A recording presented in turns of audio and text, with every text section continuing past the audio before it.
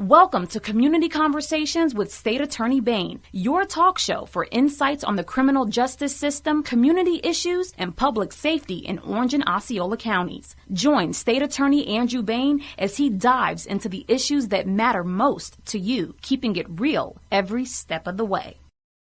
All right. Welcome everyone to another episode of Community Conversations with me, State Attorney Andrew Bain, trying to bring us full circle for a minute in this episode to kind of lock in on some of the things that we've been talking about on this show for the last few months and try to narrow down some of the things that I think are going to be critical for our community going forward. And one of the things that I've been asked a lot about over the last couple months is, what is the biggest threat to the criminal justice system? What is the thing that is the biggest threat? And some people give some really political answers to that question, but really the biggest threat that I've found is the lack of the continuum of care for the people that we have in our system, especially those that are dealing with both mental health and substance abuse, those dealing with trauma. There's a serious lack of continuum of care amongst how we address those issues. Not just we're dealing with defendants, dealing with victims, especially when we're dealing with our kids and small children. And so there's some great resources that we have in our community that address some of those issues. But I think as a circuit, again, because we cover two counties, both Orange and Osceola County, as a circuit, there's so much more we can do to advance the conversation, to get people connected to the resource that they need to really go for the goal of building that strong, resilient community that you hear me talking about on this show very often. But before we get there, before we get to that point, it is October. We started the month talking about domestic violence, so I want to continue to talk about domestic violence. On tomorrow, that is October 24th, from 11:30 to 1 p.m. in downtown Orlando at the Orange County Courthouse. That's 425 North Orange Ave at the Orange County Courthouse. We're going to have a domestic violence event for the community. You can come out if you're downtown on your lunch break or you're riding through. Come out to downtown. Come learn about the resources that are available for domestic violence. Come learn and hear from some survivors and some people that are very that are affected vicariously by domestic violence. Domestic violence is a pervasive thing that happens in our community. It's something that is so dangerous, but it's something that is kept quiet all the time. And people suffer in silence. They think they're doing it for their kids. They think they're doing it for their pets. They think they're suffering through this because of somebody else. They think that they're suffering because they love that person. And I love Harbor House's slogan this year: love should not hurt in that manner. Love does have, because of up and downs, there are going to be some emotional things that come around with when you love somebody. But love shouldn't take away who you are as a person. And unfortunately, today I attended the funeral of Lieutenant Ella Shea, and it was something that I've had to do too often in the last couple months. That's the second Orange County Sheriff deputy that we have lost in the last couple months. Chris Dillon committed suicide, but Lieutenant Shea was a beautiful soul. If anybody had an opportunity to meet her, she was full of life, full of brightness. She has a daughter around the same age as my youngest daughter, and we kind of connected with that a couple years back when she was pregnant with her. And she was a wonderful person, and she was a victim of a domestic violence homicide. And domestic violence homicides are some of the most tragic cases that come through our office. We're not going to get into many of the details about her case because it is a case we're prosecuting actively right now. But when one, especially intimate partner violence occurs, we have children involved, both of those children lose both parents in a day. In one incident, both parents are taken away from those children, and it's some of the most tragic things that we see. Hopefully we have a family that steps in and takes care of the children. They don't end up in foster care. I remember when I first started this job, we had a case of called State versus Placide. And Mr. Placide committed a very gruesome homicide in front of his children by almost decapitating his wife. And the jail calls and the conversations that he was trying to have with his son after he did this act in front of the children were kind of some of the most haunting conversations I remember listening to. And it was he was still trying to control, still trying to be in power, still trying to manipulate the children. And when the oldest son amongst the 5 kids was the adult, and ended up having to basically put all his future aspirations aside, put everything aside so that he could take care of his siblings. And both parents are gone. His mom is gone. That sibling's mom is gone. That child's mom is gone. And then his father is doing life in prison for that homicide. And it's something that's so tragic, and it's something that we can together as a community, I believe, work to make better, to end the cycle of violence, end the cycle of trauma related to domestic violence, because it doesn't just affect the victim or the individual that is subject to domestic violence. It affects the children. It affects unborn babies. If you look at some of the science related to that, and it's something that we as a community can stand up for. We cannot be silent about. We can speak out about. We can call some of our local shelters, whether it's Harbor House. You'll hear from Stand Up Survivor tomorrow. You will hear from a couple other people that have experienced or were some of the people that were left behind after the domestic violence homicide. Nearly half of the homicides that we had in 2023 in Orange County were related to domestic violence. We ended the year with Shakira Rucker going missing and finding out that Corey Hill had been the subject and the one that we're prosecuting for that homicide. And so it is beyond important. It is beyond just something to put on a slogan or see something, say something. We have to actively choose to be involved in making sure that we are getting to a solution and making sure that we are doing everything possible to support our victims, support our survivors, support their children, support the pets, all of that, because it is something that creates a safer community. And so, which leads me to my first guest today. You're going to hear from 2 people. One is going to be my good friend, Mr. Pernell Bush, mental health counselor extraordinaire from out of Sanford. My fellow hog hunter and a good friend. And he always brings a reality to mental health. He's going to let him talk about a new grant that he got to help people in Orange County, especially those that are underserved and can't afford counseling. And then you're going to hear from Anna Wilson, who is another person I met along this journey of becoming a state attorney. She does amazing work with our kids in our community and families. She does amazing work with families in our community and trying to make sure that we're building strong, resilient families in our community.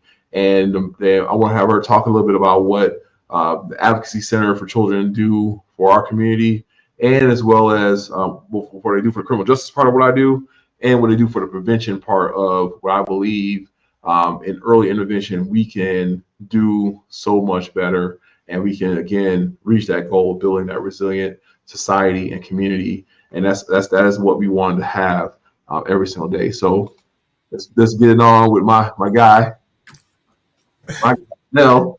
What's going on? Hey, John, I appreciate you having me on. I'm excited about having this conversation today. I'm always excited to talk to you, my friend. We always have great conversations, and I'm always looking forward to definitely getting some deeper understanding, mental understanding. So you're not a mentalist, but we're almost there. We're almost to that point. Gotcha.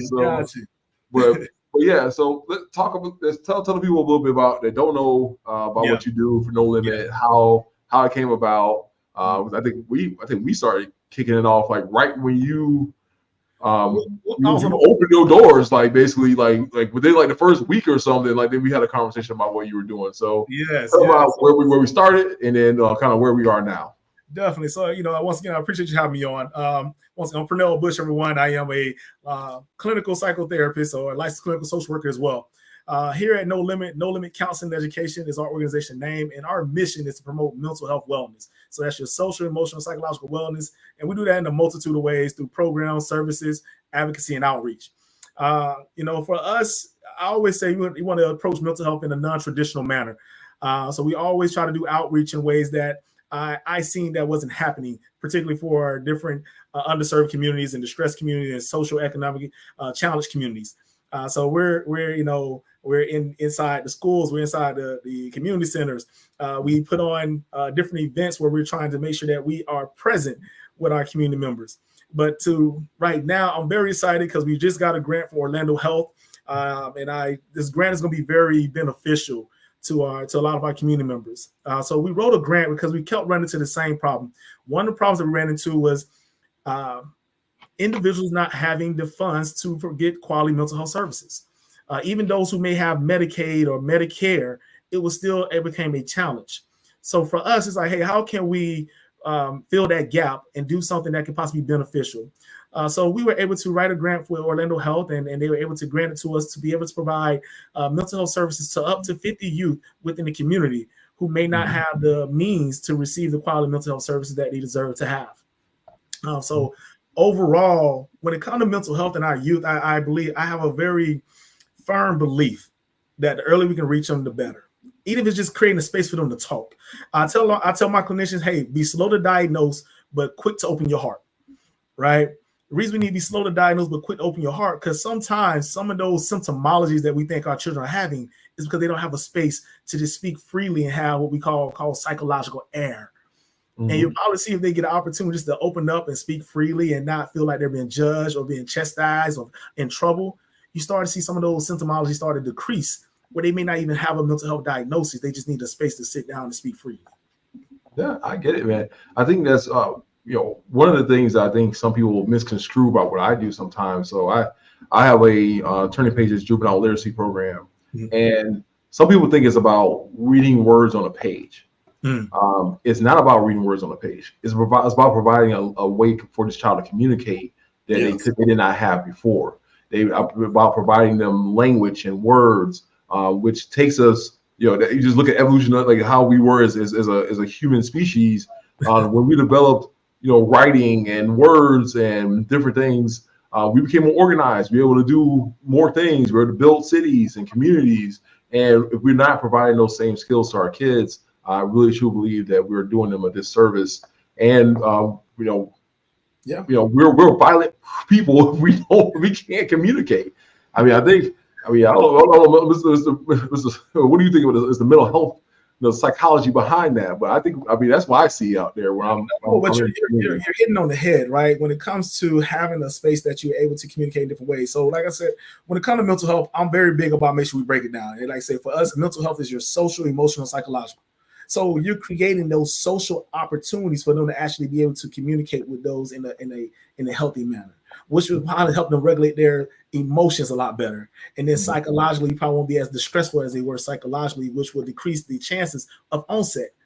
Right. So we have to look at the human being from a holistic standpoint. Oftentimes when I go out and speak and, people talk about mental health, the first question I always ask, so when you say mental health, what does that mean to you? Right. Well, that's your brain. I say it's a lot more than that. Yeah. Right. And what you just stated right there, even just through the literacy program, them having an opportunity to communicate in a different form and different manner is something that might be beneficial to them. I created a program once upon a time called Flow Detox. And I created Flow Detox for my boys, for my adolescent boys. So No Limit, we work with adolescents and adults. But I realized I kept running through the same thing with my adolescent boys and a lot of my adult men. Because for us as men now, we weren't really how to talk about our emotions and all that stuff. Like I always said, between birth to 18 years old, there was never a time I went to my homeboys like, hey man, I'm sad today. There was never a time. They would have clowned you and told you. We gotta go back in the house after that, man. Right. There was never a time. But when I realized, like a lot of young men, we aren't conditioned, or we aren't even designed a program to speak like that.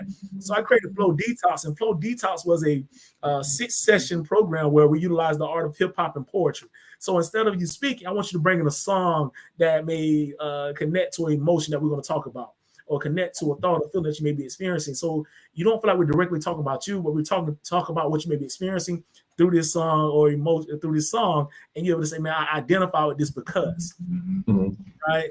Yeah. But like I say, for us as men, I always try to find different ways for us to be able to speak freely and more confidently, because we weren't conditioned to do so. Like I tell people, if it wasn't for my education and my training, I don't know if I'll be able to speak on my emotions the way that I do now. Well, just give them a little background. So, I mean, you're from Sanford. Born and raised in Sanford, Florida. Bo Key, if you really know us, but born and raised in Sanford, Florida. I tell people, my upbringing was very unique. All right, so my father had me outside of his marriage. My mother is a returning citizen, so she was incarcerated. So I say, I always say I was born from a sperm of adultery and the egg of a felon. And I say, for conception, I feel like my life was supposed to be hell, right? But at the end of the day, I tell people I appreciate my journey, because even with my mother and father I had, neither one of them raised me. My godparents raised me. I was able to experience things that when I was a child, I thought it was going to be detrimental, but it actually creates a space for me to be more open, transparent, and real and authentic, and have empathy for those who I encounter. Right. So I was a second team All-State football player at Lake Mary High School. I thought that was going to be my route going football, right? But I was hard headed. I got in some trouble my senior year, where I was arrested 2-3 times my senior year. Ended up losing football scholarships. And I was sitting down on the couch with my girlfriend at the time, who had a 4.2 GPA, right? And this young lady can go to any school she wanted to go to. She looked at me like, "What are you about to do with your life? Because I'm not going to be here." About that. So, when she said that, I said, "Man, don't hold the keys to your car." I took the keys of the car and I drove to our nearest recruiter's office at the time, which is by the Sanford Mall. And I ended up enlisting United States Marine Corps. Now, when I went there, I didn't know anything about the Marine Corps. I didn't know what a Marine was. I'm not for this. People, I love the Marine Corps, but I ain't know. All I knew was the Army, right? Like everybody else, I know soldiers, right? So I tried to go to the Army, though, but they were closed. I tried to go to the Navy, they were closed. The only door was open that night was United States Marine. And I told them, I said, "Don't talk to me. Give me the papers. I'm going to sign." So that night I signed. I enlisted to go to the United States Marine Corps, where I did 4 years as an infantry rifleman, 2 combat tours Iraq. Then also humanitarian relief in Haiti during the 2010 earthquake, and came back home to help raise my younger siblings, and jumped into school. Had no idea what I wanted to do. If you asked me if I was going to be a therapist some years ago, I looked at you like, a therapist? You want to talk to you about your emotions? But I love what I do now. And that's just a piece of my story, and I love to come back and talk about it fully on another segment. We always need to chop it up and get back to it. But I want to get, because I think that people think about peaceful professionals, especially professional Black men, there's not a story there. There's always, and so there's always a story. There's always something that we can share that can connect, especially with the kids that we mentor. I'm a big mentor. I tell everybody, one of my mentors is actually here with me. So my mentees, I'm sorry, sitting in, but we had to share about who we are, where we came from, the circumstances that kind of rose to get us here. Because I think we live in a social media world sometimes where people feel like, well, when that happened, as soon as you posted it, like, you got that job. Like, as soon as you posted it, you knew, God brought you that job. Right. No, understand the journey it took to get there, right? The journey. It was all the long nights and the stressing out and all the stuff like that. And all the things you sacrificed to get to that point, and then it's like, oh, Now we got Purnell, no limit. Well, you a mental health counselor, you a therapist. Yeah. You just woke up like this, huh? Yeah, You just woke up. Just woke up like a therapist. And I want to say I appreciate you having me on. And like I said, when it comes to the grant, want to definitely give a major shout out to Orlando Health for seeing the importance of the program that we rolled out.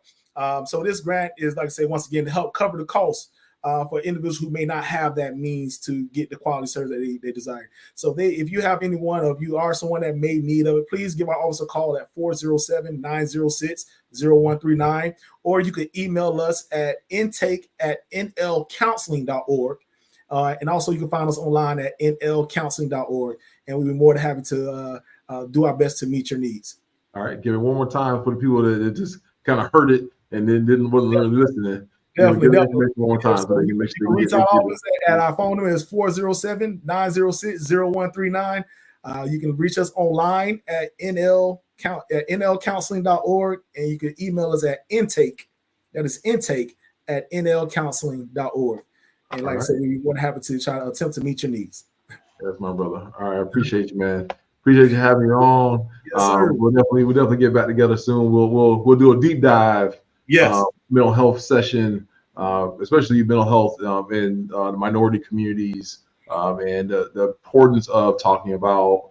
I've been talking about PACEs and all that kind of stuff in the past, like since I started the show. I think within about a week of starting the show, we were already talking about those type of things. Cases and ACEs, man. Yes, sir. Those are the things that I'm convinced that we look at our kids, especially look at our youth, look at our communities, and we don't start taking hard looks at the adverse traumas that we put our kids through, whether it be environmental, communal-based, familial, and or inside of that child, we're not going to be able to see the change that we want to see.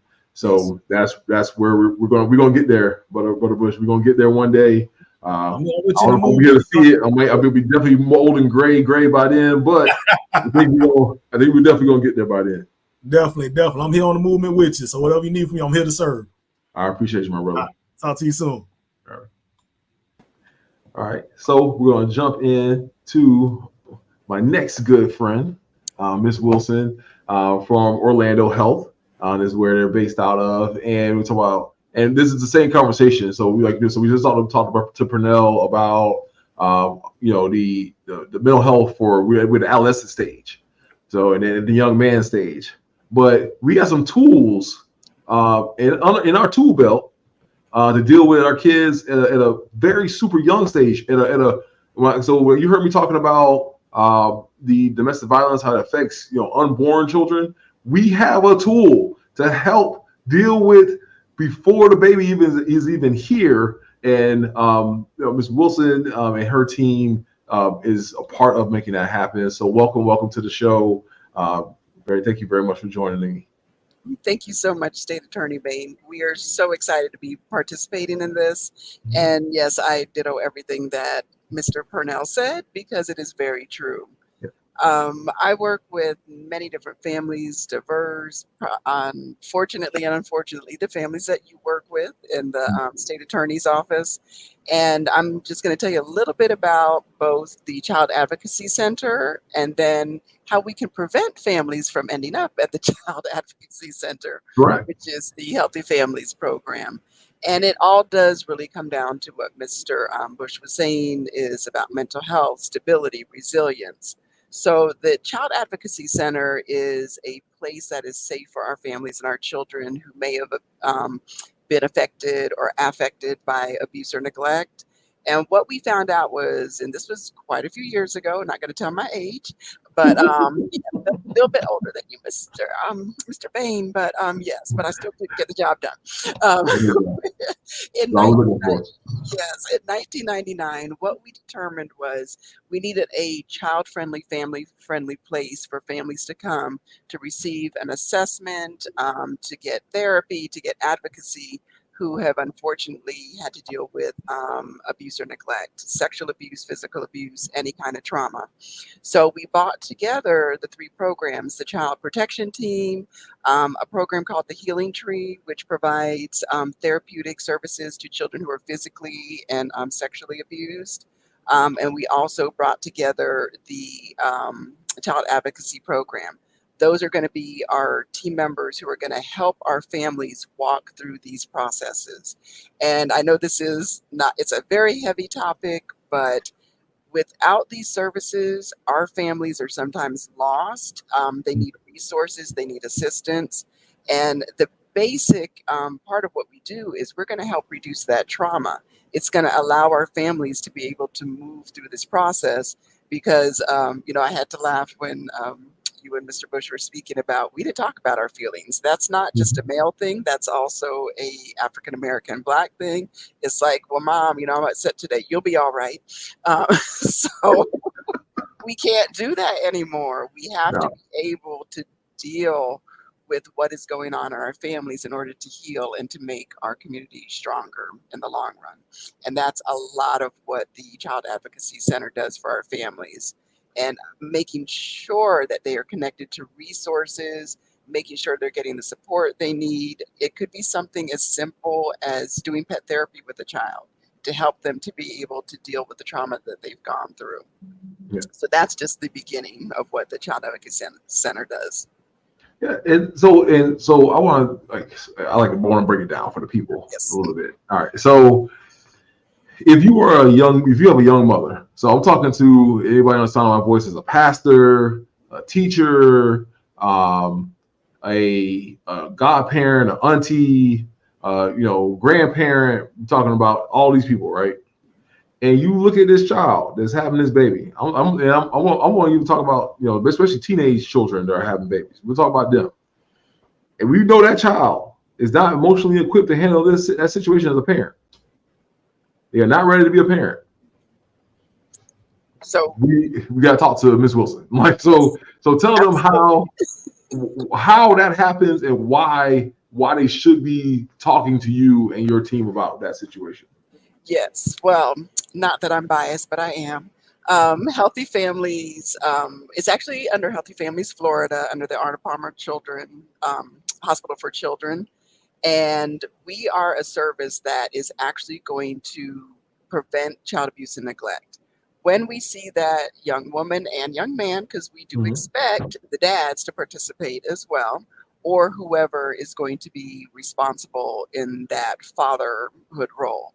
What we do is we will look at the risk factors that are involved in this person's life. It could be something not simple, but it's a little bit more simple that they may not be in school. So we're going to get them in school because you need that backing to help you do better in life.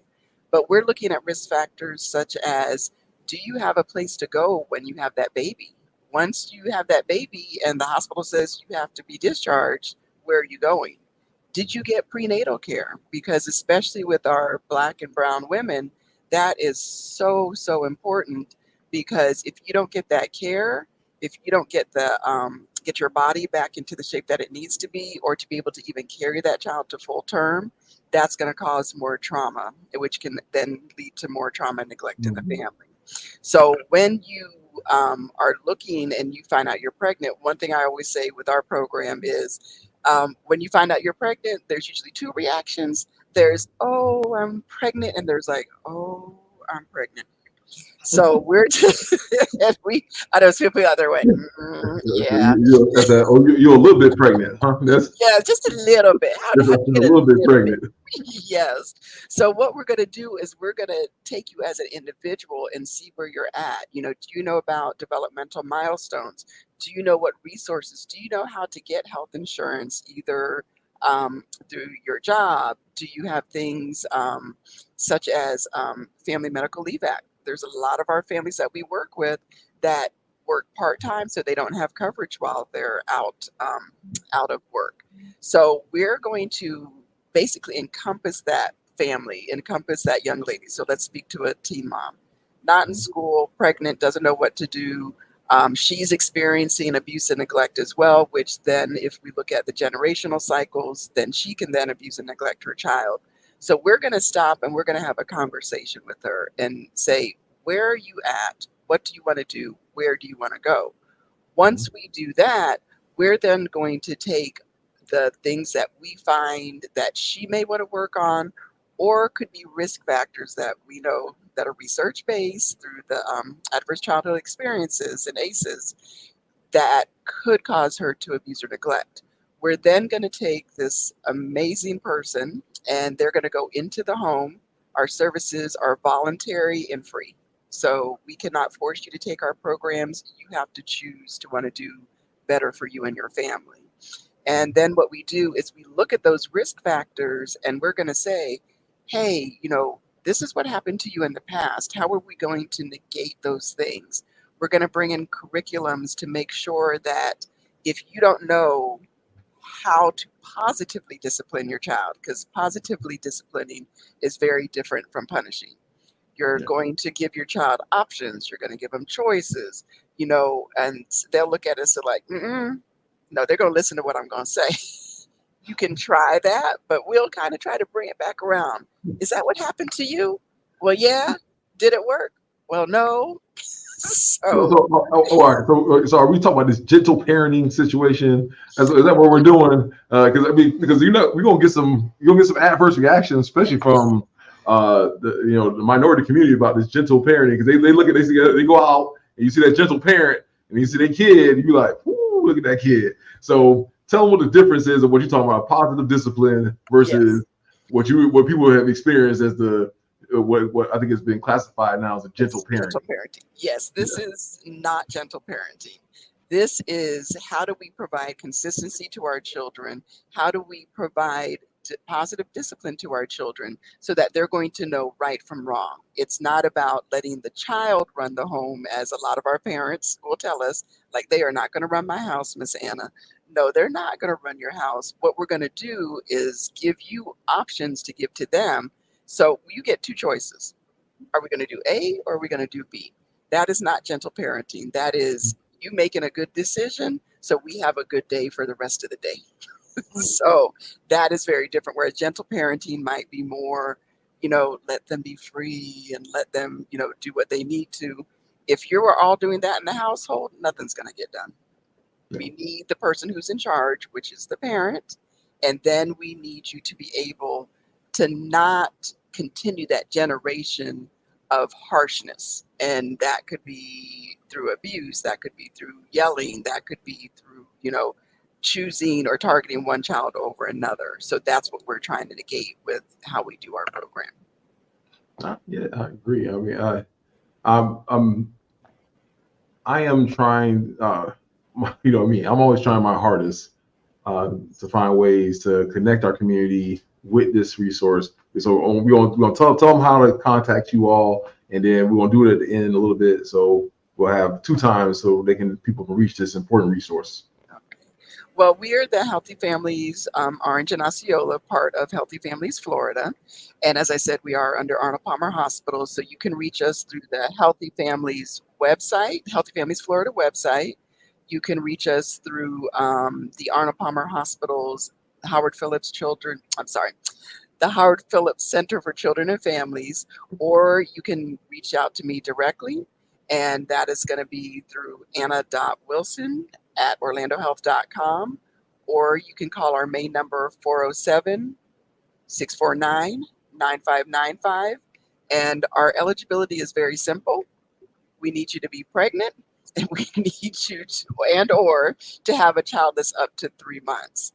Now, unfortunately, due to funding, we do only serve certain zip codes, but I do my absolute best that if you're even this close to where we serve, we're still going to try to bring you in. And our whole purpose is to support you, give you resources, and to ensure that you and your family are safe and that you are building resilient children for Orange County in the future. Right. And so that's both. So you serve both Orange and Osceola County, right? Yes, sir. And then we are actually in every single county in the state of Florida. Yeah. So We'll talk about our people first. yes, I'm always looking out for my people first. So yes, yes. Oh, so am I. All the people that live in Orange and Osceola County, we Yes. need to take up this resource. Yes. And so, my next big kind of group people targets are I call them like the grandparents that have the kids, anyways. So, if you're a grandmother, you babysitting some kids right now while you're listening to me, or you're on your way to babysit some kids, and you got a group of them, reach out to Ms. Wilson, reach out to the Children Advocacy Center. They will have a tool for you to help you help whether it's your daughter, granddaughter, niece, whoever it is, to again, build a healthy family. Healthy families are a foundational support system that affects our criminal justice system. And if you don't believe me, you can ask ChatGPT, do a Google research. It's not hard to find the connection between having a strong, resilient support system at home and somebody being caught in the criminal justice system. And is it 100% thing? No, people.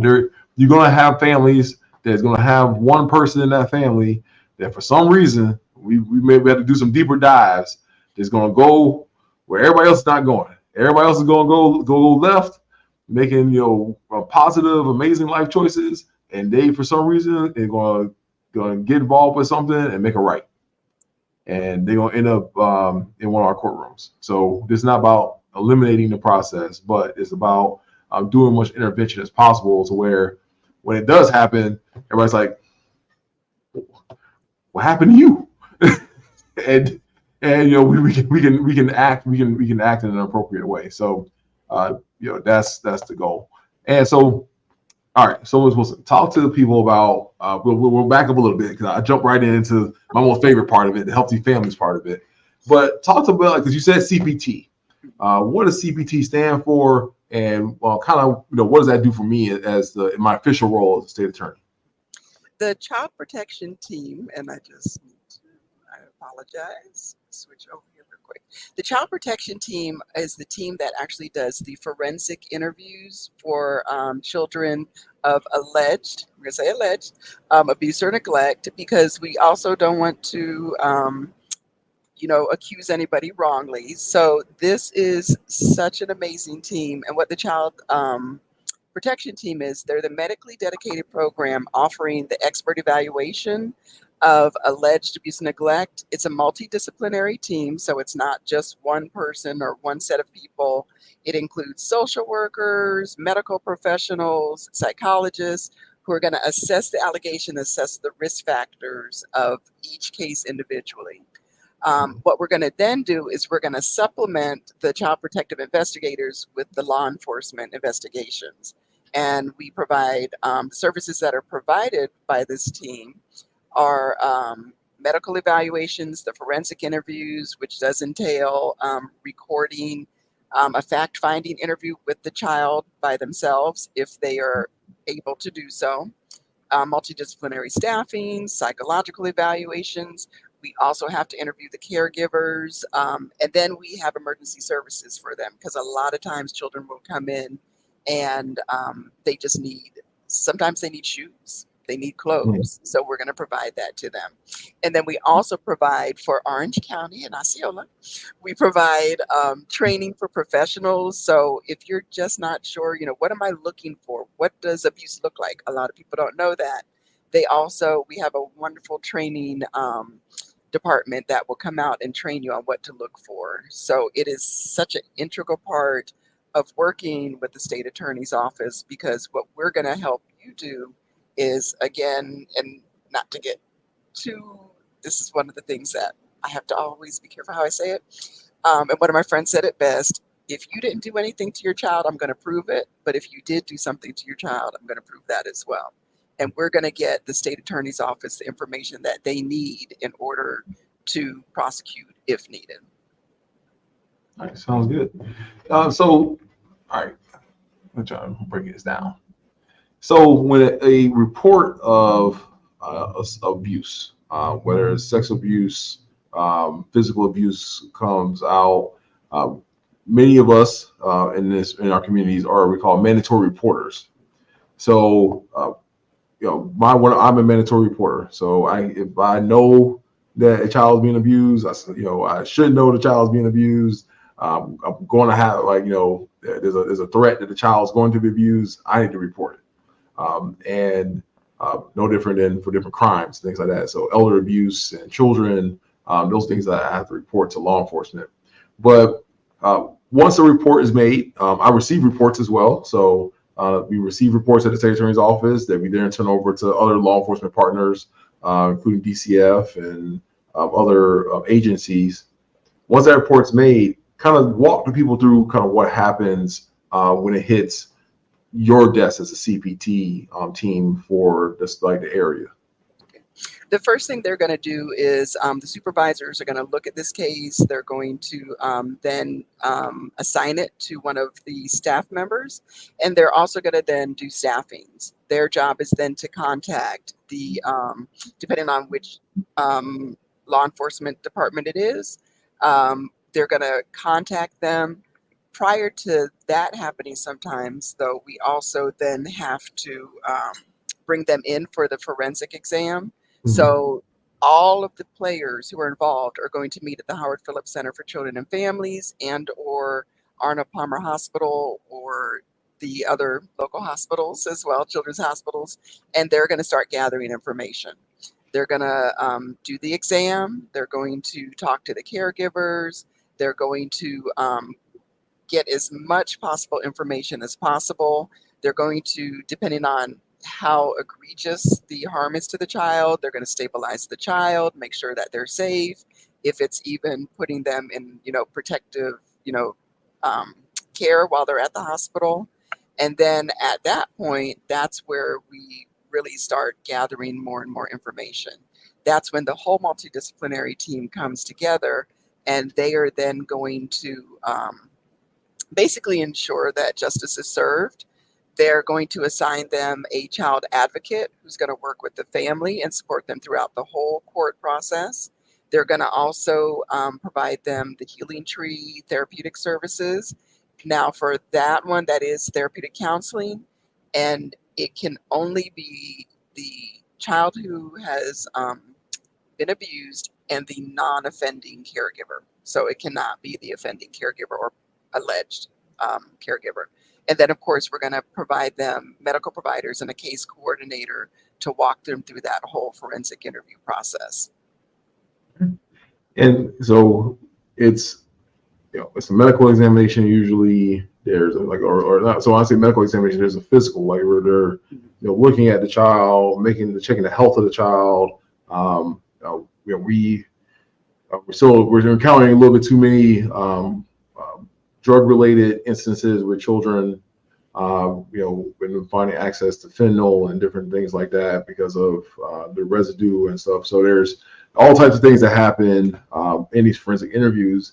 But if something happens, does it automatically mean that the case is going to get referred to my office, though? It doesn't automatically mean it will be. What we do is we're going to provide all of the information in those staffings. And then normally what then happens is the law enforcement agency is going to determine if there's enough evidence to then refer it to your office. And then that's when the prosecution state will begin. Unfortunately, there's just times where there's not enough information at the time. That's why we will keep looking and investigating and say, there's something here. We also work hand in hand with the law enforcement agencies because our staff is trained to see things that other people might not necessarily see. But we have amazing law enforcement agencies here locally, so they are also trained in this. And I know working with them one-on-one, we have people who are like, no, something is not right. And that's where we come together, because our team may be able to get information that they may not be able to, and vice versa. So we're kind of like pit bulls in a sense that we're not going to let it go until we find out everything possible that we can. Everything that's going on. Yes, exactly, to protect this child. Yeah, and that is one of my big things. I am going to do as much as I can possibly to make sure we're protecting our children against these known dangers at this point. And there's a rehabilitative part of the situation as well sometimes. So I want people to understand that the system revolving around our children, the legal standard is something called the best interest of the child. And when I was a prosecutor the first time, and then when I was a judge, one of the things that we kind of got involved with sometimes were something called shelter petitions, where after an evaluation by this team, after other investigations by the Department of Children and Families, it became the best interest of the child to shelter that child away from the abusing or the offending parent. And sometimes it's both parents. Sometimes it's just separating them from one parent. And the orders that go into place putting those things in place and separating those two individuals. There's a dependency process, which is different from delinquency. So you think about delinquency, you think about kids committing crimes. Dependency, on the other hand, is looking at whether the child has been abused, abandoned, or neglected. And if that child has been abused, abandoned, or neglected, and it's the best interest of the child, we're going to do whatever that is, whether that's treatment, requiring treatment for the parent, whether that's at some point terminating parental rights. And then we did end up, we had a few episodes a little while ago where we had my good friends from Redemption Homes. They run a foster care program, and the kids will start being processed through those type of programs to make sure that the child is being looked after while the rest of the case is pending and or after the case has been terminated. And it's not the most perfect process. It sounds good on paper, but any system designed to where the state is going to be raising a child is not the most ideal situation. And that's the reason why, back to our first beginning of the topic with Ms. Wilson, healthy families are the key to the situation, because if we could have prevented that abuse and abandonment of that child or neglecting of that child if we would have put the proper tools in place before the child was born or shortly after the child was born. We could have safeguarded that child from being abused, abandoned, or neglected. And that's a full circle type situation that we talk about in the types of programs at the Advocacy Center. And so, can you tell me a little bit more about? Because we said, well, I focus on what I want to focus on, but you said under healthy families, there are all these other programs that are there as well. Can you tell the people a little bit about those programs? Yes, we have many, many partners in the community, and that's what's important, because it literally is going to take everyone to come together in order to support our families. And what we do is, with Healthy Families, we do have, of course, capacity. If needed, we do have other programs such as Healthy Start, which is up to the Department of Health. We have Early Head Start, which is through Children's Home Society, and they all provide home visitation for the families. And they're looking at the same thing that we're looking at. What kinds of things do you need wrapped around you in order to provide the resources and resiliency that you need for our families? So therefore, of course, we're always going to advocate for our services, because we do serve families from, as I said, prenatally all the way up through 5 years old. But if we can get a helping hand from the other services who are also going to come alongside the families, they're going to provide curriculum. They're going to make sure that they know the developmental milestones, because that's also an extremely big issue, is that if you do not know that your child has developmental delays or has a disability, you can be treating that child as quote unquote normal when there's special things that you have to do with that child. And that's where we have the early steps of Central Florida that we can refer our families to for them to get assistance. That child might have autism, that child may not be able to hear, and they don't know that. And we're going to make sure they get those services, because if that parent is getting frustrated and not understanding their child, they can abuse or neglect them. We also have the Teen Express mobile unit, who goes to different, I almost said junior highs, I'm dating myself, middle schools. Middle schools. Oh, I almost said that. Okay. You laughing a little too hard, but middle schools and high schools. Yeah, everybody just knows how old I am now. And they will provide a free medical home, and in that medical home, it's nutrition, it is mental health, and it is medical. Because again, if we do not give our children the building blocks that they need to be healthy, and unfortunately, some of our children are out there trying to take care of themselves and their siblings, they're not going to have that foundation that they need to be a strong person and keep them out of the criminal justice system. And then, of course, we have many other programs, such as Mr. Bush's program that we refer to for therapeutic services. We ourselves, Healthy Families, can provide free mental health services for the families that are in our program. We do parent support groups. We will refer them to other social groups, support groups, local churches, anywhere that we can strengthen our families. And we have to do this as a united front. We can't have any of that turf guarding, which is one of my pet peeves. This is not about us. This is about our families. This is about our community.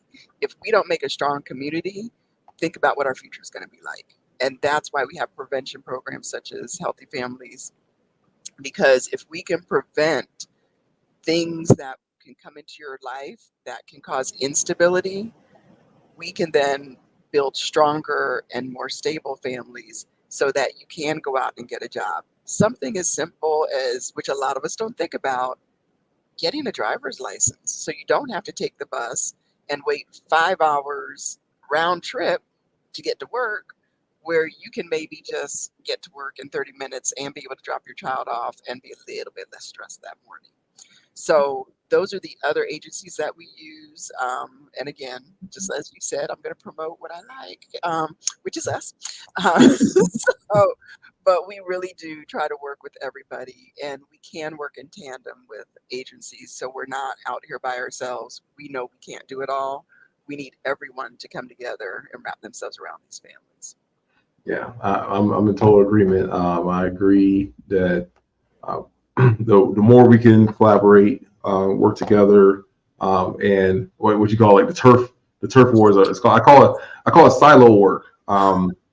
We do people do amazing work in silos. I mean, they'll be one neighborhood doing some really good thing, but then you literally take them a couple thousand people one direction, not even a mile away.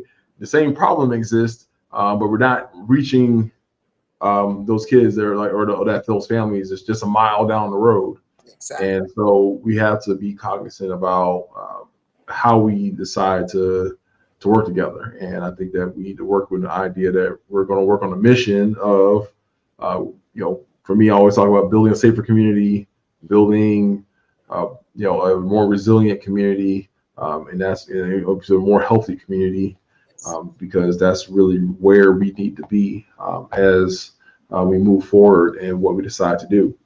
All right, I think I have one more thing for you. I'm getting a little too excited because all right. Well, while I'm thinking about it, give them the information one more time on how they can connect with the Advocacy Center, the Howard Phillips Advocacy Center, and they can get all the resources that they need.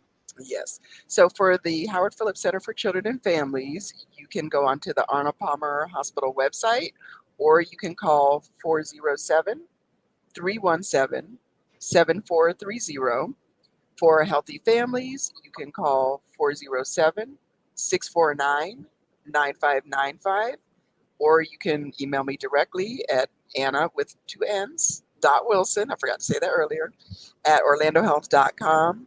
And we will definitely, and even if you don't think that you might be eligible, please call us, because our job is also to give you resources. It's not just about getting you to join our program.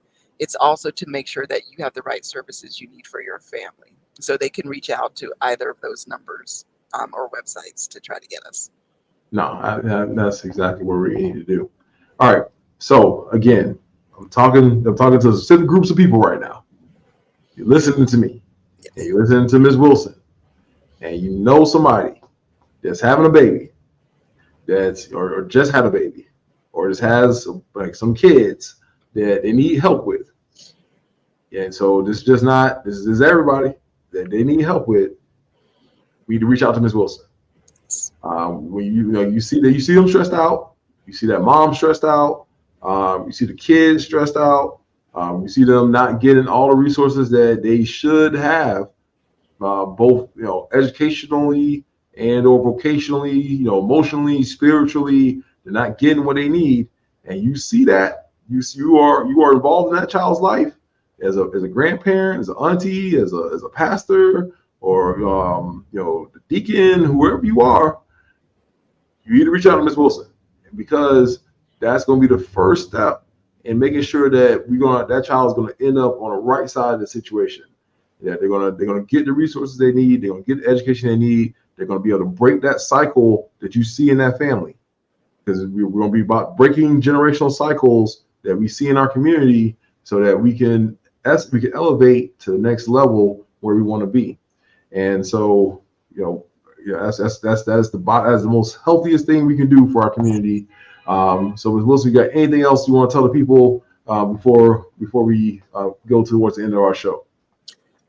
For us, we just want to make sure that you have all the resources that you need. So again, if you want us to come out, talk to you, we can do little play groups for you. You just need to let us know what you need. We will make sure that you get the services you need. Again, like I said, whether it's us or the best fit for you, because it is about you, your child, your family, and making sure that you have what you need to make a strong, resilient, stable family. There it is. I appreciate you. I always appreciate our conversations and your presentations. Yes. And I think that if we can get the information to more people, yes. We can really start moving in the right direction, and not just spinning our wheels is what we feel like we're doing a lot of times. We can start actually heading a direction to healing, to resilience, to safety, and to a better community. So I want to thank you for the work that you're doing in the community, Ms. Wilson. Yes, and thank you, State Attorney Bain. We so appreciate you giving us this time, because it is such an important topic, and we appreciate your office and your support. I appreciate it. You have a great night. You too. Thank you. All right. Bye.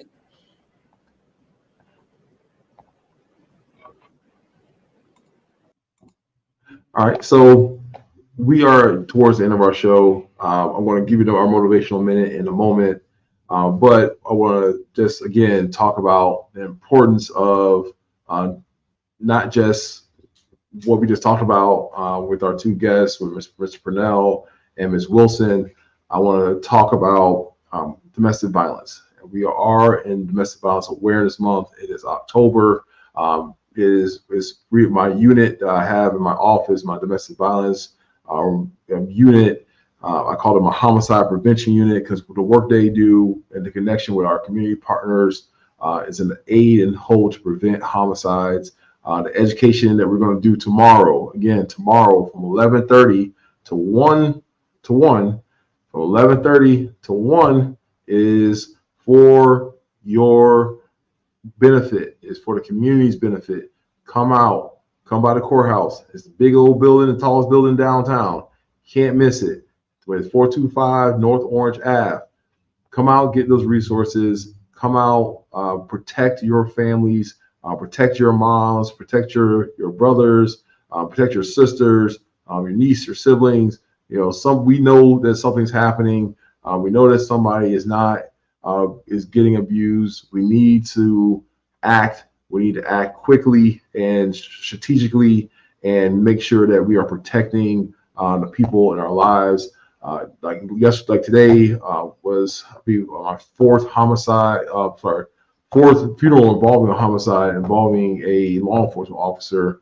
And again, it's a domestic violence homicide. And so we need to do all we can to make sure that we are providing for our community. All right, so let's wrap it up in our last minute. Again, our motivational minute. Discipline. We talked about it just now with Wilson, but discipline is what builds character. It gets you from point A to point B. You can't get anywhere unless you're going to be disciplined in how you approach that that target, that goal, you have to discipline yourself. And discipline, people think about discipline as like a punishment, as something that's wrong. Is what it says. What it says, the rod and the staff. Those things are supposed to guide you, keep you in line, like what shepherds do for the flock, so that you can the flock can get from one place to the other without being harmed. And so you have to be disciplined in how you approach everything you do in your life. If you want to be successful, you have to do that with discipline. And with that, I want to thank you all for tuning in. I hope to see you tomorrow in the courtyard here at the courthouse. And I hope you all have a blessed day.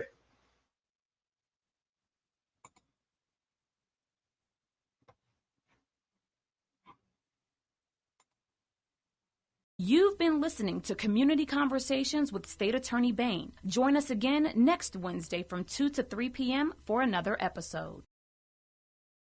Looking for real talk on the criminal justice system and how we can work together to make our community